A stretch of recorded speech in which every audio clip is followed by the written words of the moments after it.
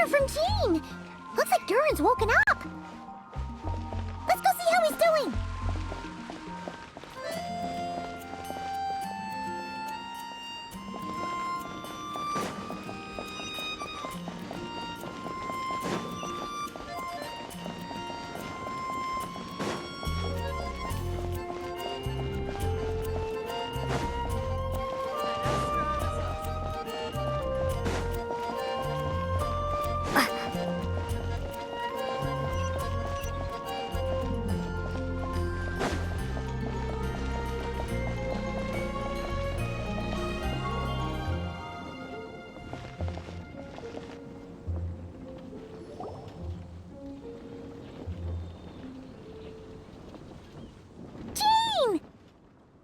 Hello, you two. I'm glad you got my letter. Durin's awake and waiting on the bench over there. I'm here if you need help. Just give me a shout. Don't worry about us. We'll be fine. Oh, hey, you two. I just remembered what happened right before I passed out. Thanks for holding me back. I shudder to think what might have happened if you hadn't.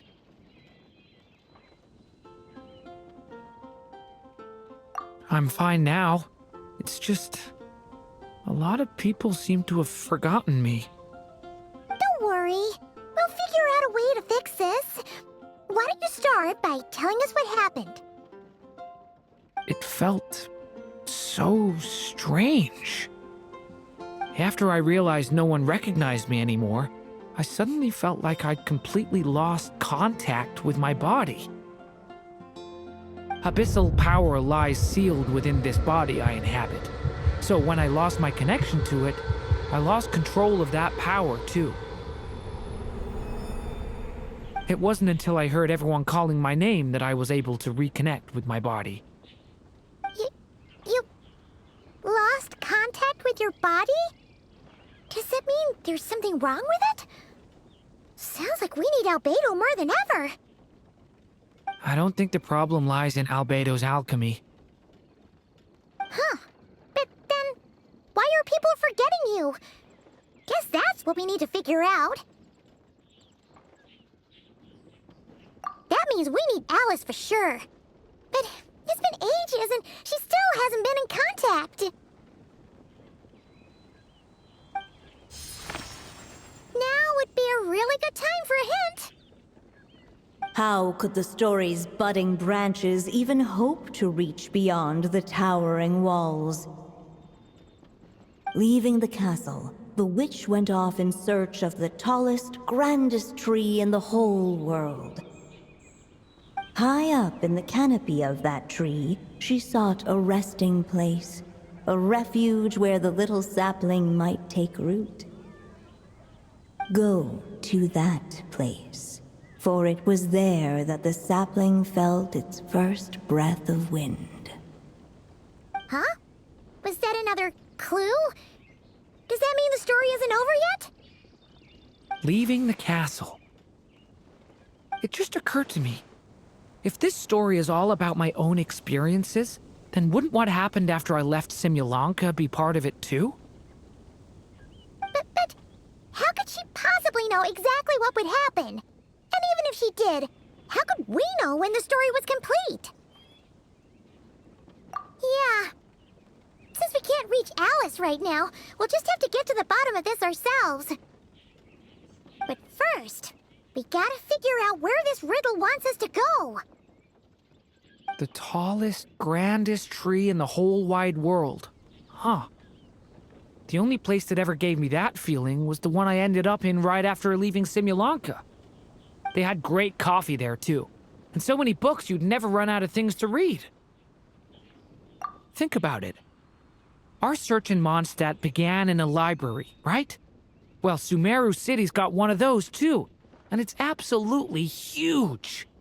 What do you say? Should we try looking there? Huh. That does kind of make sense. And it's not like Paimon's got a better idea. Alright, let's just give Jean and the others a heads up first. Well, it sounds like you've got a plan, so I won't interfere. All I ask is that you stay safe.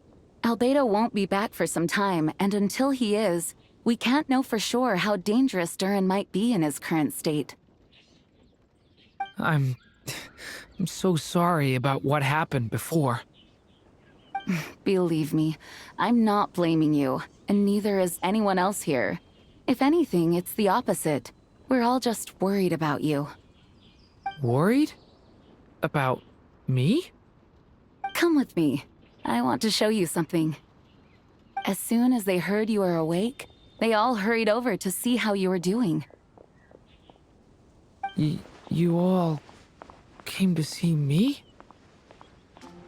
A little birdie told me you're working on finishing a storybook.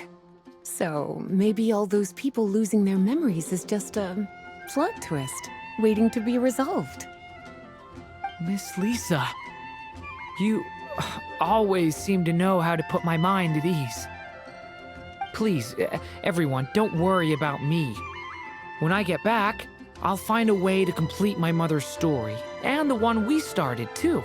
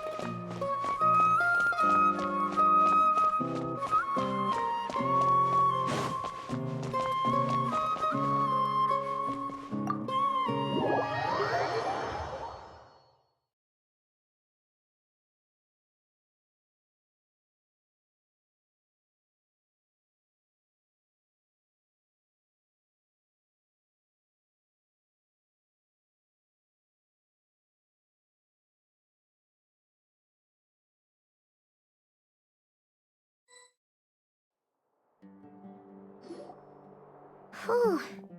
After the library hunt in Mondstadt, it's not as if Paimon was expecting this to be easy. But this... yeah... this is something else. Where do we even begin? Even the clue this time seemed kind of cryptic. Yeah. Guess the best we can do is stay on the lookout for more weird things going on.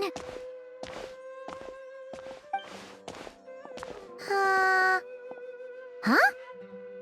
Sorry, what was that? I'm here to return Volume 5.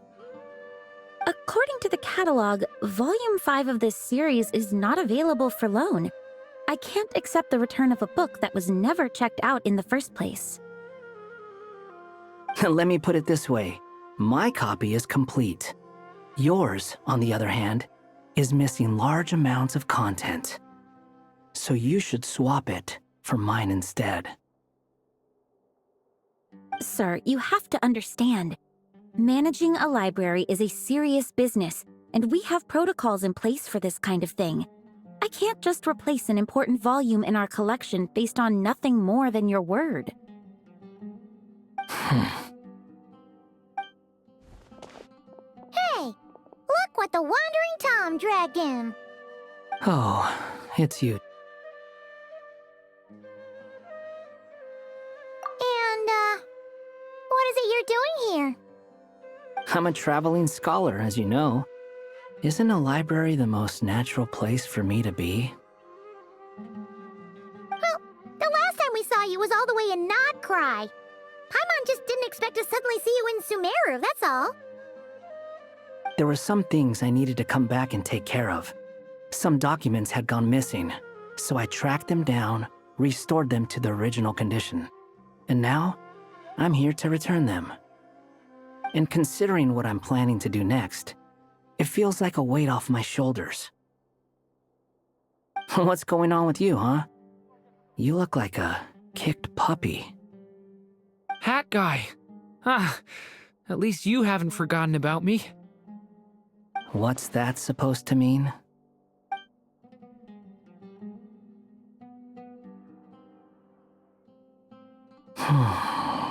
So it's been getting worse. Sounds like you know something we don't. After he left Simulanka, he spent some time traveling Sumeru with me. I was working on several texts at the time, and I stumbled upon something strange. Anytime Durin of Simulanka was mentioned, before long, the record would disappear. Which means, all the remaining records on Durin are about the evil dragon that How did you even discover that? If I remember correctly, Hat Guy loved the time he spent in Simulanka so much that he started writing a travel log. That's besides the point. The fact is, you're not affected by the ley lines of this world. I'm sure you can grasp the implications of what that means. His case is different from mine. It's more like the world itself refuses to accept his existence. It started with a few written records, but now, it sounds like it's spread to people who never met him or didn't know him well. At this rate, the whole world might forget him altogether. The whole world? But that includes all my friends in Mondstadt, and even Hat Guy, too. So that's what you've been worried about all this time? Why didn't you just tell me? There are more important questions right now, like figuring out how to fix this.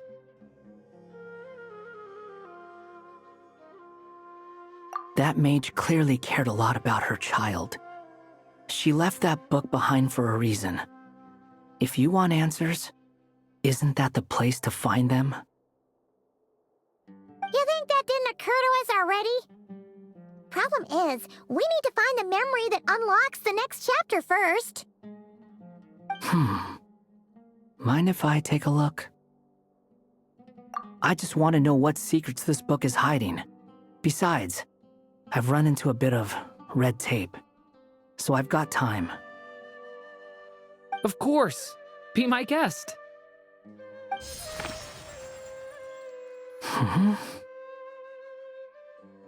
So, the memory we've been looking for was about you all along?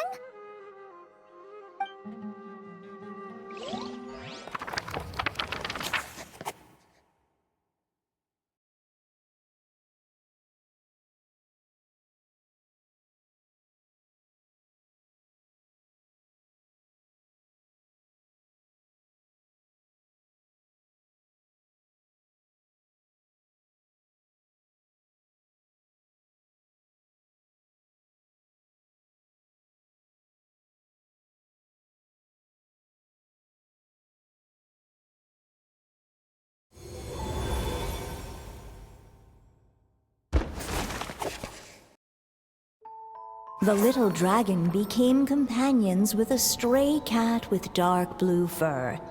It was a friendship born of all they had in common. He left his castle at the stray's invitation, setting out to explore the world beyond its walls. There, he grew fond of the outside world, eager to make friends and share the story of his life. Taken by the dragon's story, the stray tried to write it down. But he soon realized that no matter how he tried, it would always warp into the evil dragon's tale.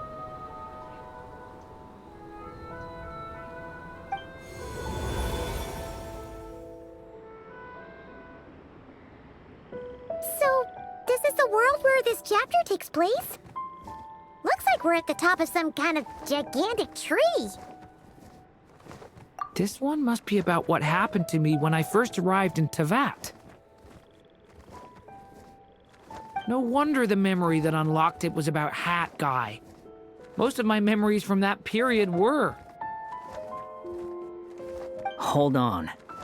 Anyone want to explain how I ended up looking like this?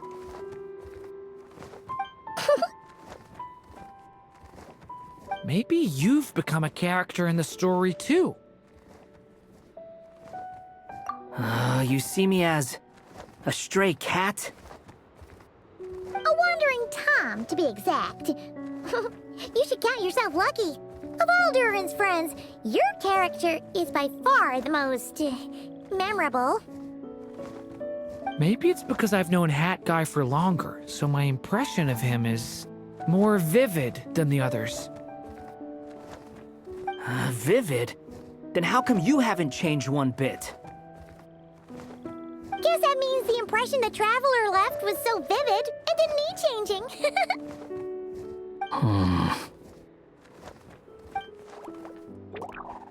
Hello, everyone! Ready for today's adventure? It's the storybook, Durin. Oh. So you're not playing yourself in this one?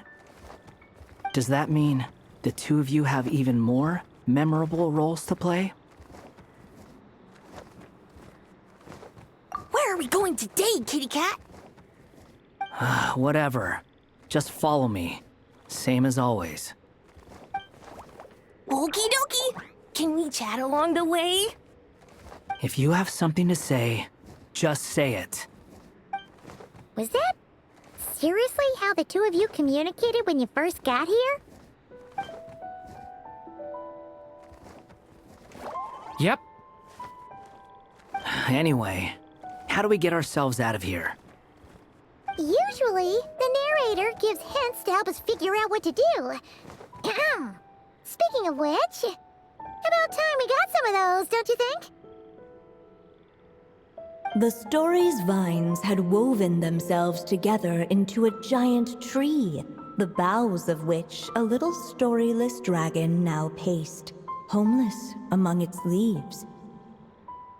He had to find a way to leave this place and set off in search of a home of his own. If he stayed, the world would erase him from its memory altogether. To leave this place. But where am I supposed to go? The little dragon felt completely lost. Just like the vines, The road ahead branched off into different directions, twisting and turning before disappearing into the mist. But as luck would have it, a prophetess waited up ahead. Perhaps she might know where each path might take him.